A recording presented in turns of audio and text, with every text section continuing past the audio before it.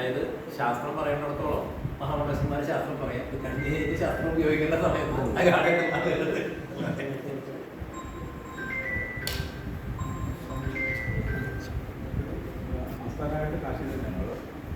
ഹാഡയുടെ headquarters കാശിയാണ്.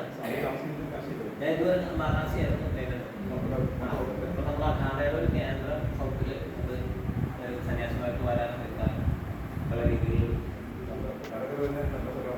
താരക്കര അവിടെ ഒരുപാട് കൺഫ്യൂഷനല്ല.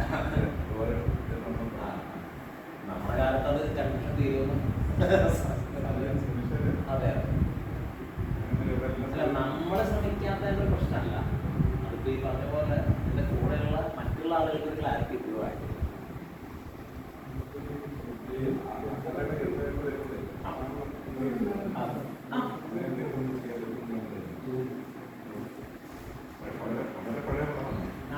എനിക്കറിയാം.